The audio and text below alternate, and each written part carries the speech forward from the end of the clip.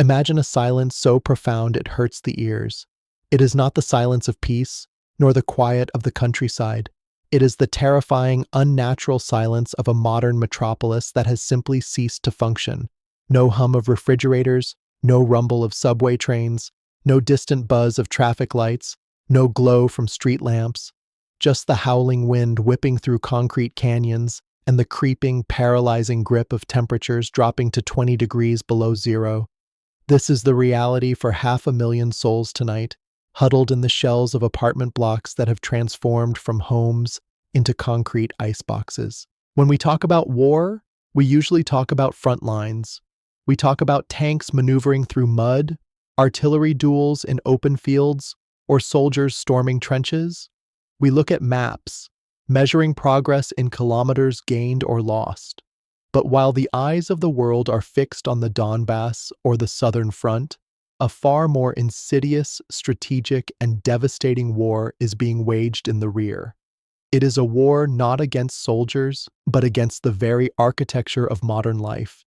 It is a war against heat, against water, and against the fundamental human ability to survive the winter. Is this mere cruelty? Is this just the lashing out of a frustrated military power? Or are we witnessing a cold, calculated shift in strategy that the West has not fully prepared for? When a missile strikes a power station, it does not just turn off the lights. It shuts down the water pumps that keep sewage from backing up.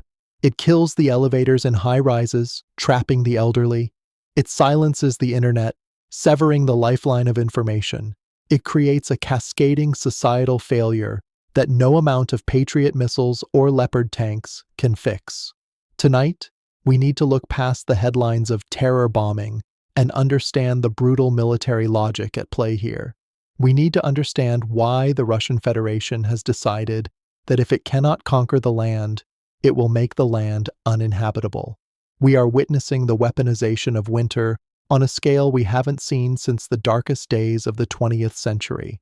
To understand what is happening in Ukraine right now, we have to strip away the illusion that modern infrastructure is permanent. We live our lives assuming the grid is invincible, that power is a right. But for military strategists, a power grid is a target set. It is the central nervous system of the enemy state. History is littered with examples of infrastructure warfare, though rarely with this level of precision and persistence.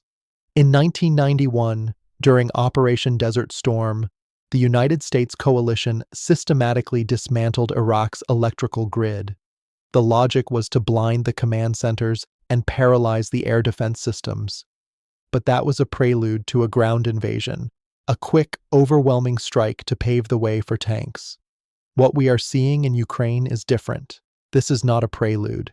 This is the main event of the winter campaign. Russia calls upon a very old ally in its military history, General Winter.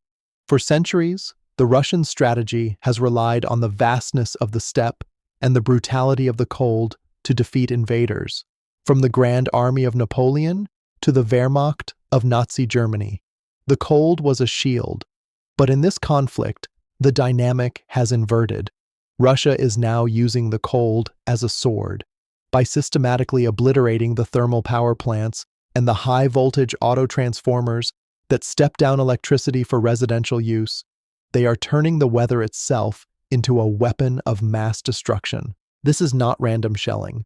The precision suggests deep intelligence penetration or expert consultation. They are not just hitting the power plants. They are hitting the specific nodes that connect the Ukrainian grid to the European grid, preventing the import of emergency power.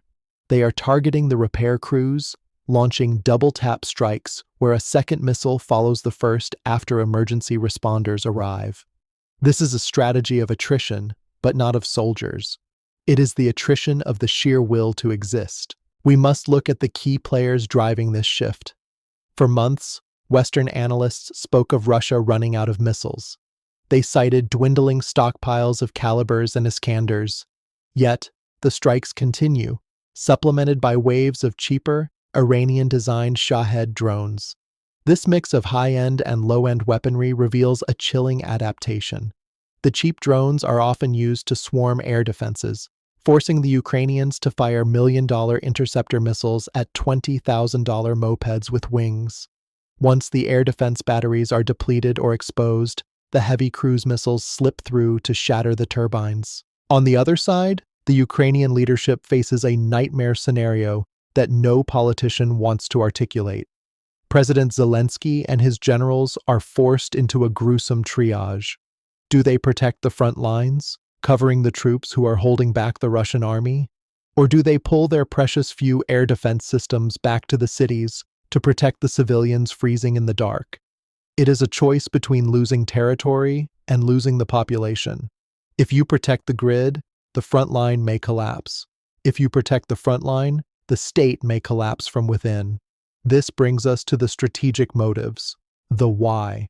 Why expend these expensive munitions on civilian infrastructure when the Russian army is struggling on the ground? The answer lies in the concept of demodernization. The Kremlin realizes that it may not be able to occupy and govern a hostile, pro-Western Ukraine. The alternative, therefore, is to render Ukraine a failed state, a burden so heavy that the West eventually buckles under the weight of sustaining it. A functioning economy needs electricity. Without it, factories stop. Steel mills go cold. The tax base evaporates. Ukraine is already on an immense financial life support system from the United States and the European Union. By destroying the grid, Moscow is driving up the cost of that war. It is one thing to send ammunition. It is another thing entirely to pay the salaries of every teacher, doctor, and soldier in a country where the economy has ceased to function because there is no power. There is also the refugee calculation. We cannot ignore the demographic weapon. If 500,000 people are freezing today and the grid collapses completely tomorrow, those people have two choices: die or leave. A massive new wave of refugees flooding into Poland, Germany, and France creates political instability in Europe. It strengthens populist parties that oppose the war. It strains the social safety nets of NATO allies. Putin is betting that European unity is fragile and that 10 million more refugees might be the breaking point that forces the West to the negotiating table on Russia's terms. But here is where we get into the hidden power games, the things the nightly news often glosses over. The media focuses on the explosions, the fireballs, the tragedy of the immediate aftermath. What they rarely discuss is the transformer crisis. The specific high-voltage transformers used in Ukraine's Soviet legacy grid are rare. They are massive, weighing hundreds of tons. They are not items you can buy off the shelf at a hardware store. They are custom-built, often taking 6 to 9 months to manufacture. There are only a handful of factories in the world that can build them. Russia knows this. They are destroying these specific components faster than the entire world can replace them. Behind the scenes, there is a frantic, covert global scavenger hunt going on. Western intelligence agencies and diplomats are scouring the globe, from South Korea to Azerbaijan, looking for compatible transformers to ship to Ukraine. It is a logistical race against time. The West is trying to patch a grid that is being systematically dismantled, and right now, the destruction is outpacing the reconstruction. Furthermore, there is the silent diplomatic pressure regarding long-range weapons. One of the reasons Ukraine is suffering these strikes is its inability to strike the launch sites deep inside Russia. The bombers take off from airfields hundreds of kilometers away, release their payloads, and return to base, untouchable. The West, fearing escalation, fearing a direct war between NATO and Russia, has handcuffed Ukraine, preventing them from using Western weapons to strike the source of the pain. This creates a sanctuary for the Russian bomber fleet. The unspoken reality is that Western capitals are effectively tolerating the destruction of Ukraine's infrastructure to avoid the risk of nuclear escalation. It is a cold, hard calculation. Ukraine's power grid is expendable. Global stability is not. The consequences of this strategy extend far beyond the borders of Ukraine. We are watching a blueprint for future conflicts. China is watching. Iran is watching. They are seeing that you do not need to defeat an enemy's army in the field to bring a nation to its knees. You simply need to destroy the dual-use infrastructure that supports their digital, electrified existence. Consider the global economy. The shockwaves of this energy war were felt last year, but the long-term impact is a restructuring of energy security. Europe has decoupled from Russian gas, yes, but the vulnerability of physical infrastructure remains. We have seen pipelines blown up. We have seen undersea cables cut. The targeting of the Ukrainian grid is a signal that in the wars of the 21st century, there is no civilian infrastructure. Everything is part of the kill chain. The economic devastation in Ukraine creates a black hole in the center of Europe.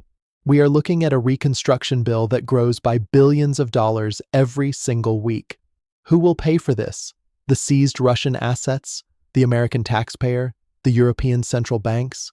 As the damage moves from military targets to the very skeleton of the state, the feasibility of rebuilding becomes a looming question mark that investors and politicians are afraid to answer.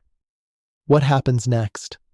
As the mercury drops to 20 degrees C, we enter the most dangerous phase of this winter. The immediate future holds two diverging scenarios. Scenario 1 is the island mode survival. Ukraine manages to create isolated islands of power, keeping the hospitals and military command running on generators and decentralized renewable sources, while the rest of the population lives in a pre-industrial darkness. This is a war of endurance. It relies on the Ukrainian people's legendary resilience. They survive the winter, morale remains unbroken, and Russia's missile stockpile finally hits a critical low, forcing a pause. Scenario 2 is the total blackout. A cascading failure occurs where the frequency destabilizes the entire grid, forcing an emergency shutdown of Ukraine's remaining nuclear power plants to prevent a meltdown. If the nuclear plants disconnect from the grid, restarting them without external power is technically incredibly difficult. In this scenario, Ukraine goes dark not for hours, but for weeks.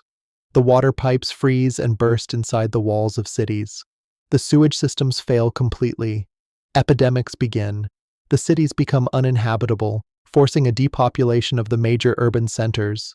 This is the strategic victory Russia is clawing for, an empty, frozen shell of a country that cannot sustain a war effort. We are also likely to see an escalation in the war of the cities. If Ukraine feels its back is against the wall, if the West does not provide a solution to stop the missiles, Kyiv may feel forced to escalate its own asymmetric attacks against Russian infrastructure. We have already seen drone strikes on Russian oil refineries and air bases. If the lights go out in Kyiv permanently, the pressure to turn the lights out in Moscow or St. Petersburg via covert sabotage or long-range drone strikes will become irresistible. We could see the conflict expand geographically as Ukraine tries to establish a logic of deterrence. You freeze us, we burn your fuel. This is the grim reality of the moment. The missiles flying tonight are not seeking military concentrations. They are seeking the fragile copper and steel threads that hold a modern society together. As you sit in your warm room, watching this, watching the blue light of your screen, understand that 500,000 people, men, women, children, the elderly, are currently watching their breath mist in the air inside their own living rooms. They are melting snow for water. They are wrapping themselves in every layer of clothing they own, waiting for a dawn that brings no heat. This is not just a tragedy. It is a warning. The rules of war have changed. The distinction between the soldier in the trench and the grandmother in the apartment has been erased by the precision of a cruise missile. The battlefield is no longer just a line on a map. The battlefield is the thermostat on the wall, the light switch in the hall, and the water in the tap. And once those are gone, civilization itself becomes the casualty. The silence in those freezing cities is heavy, but if you listen closely, it is screaming a warning to the rest of the world about the fragility of the systems we depend on. The cold is here, and for now, there is no sign of the thaw.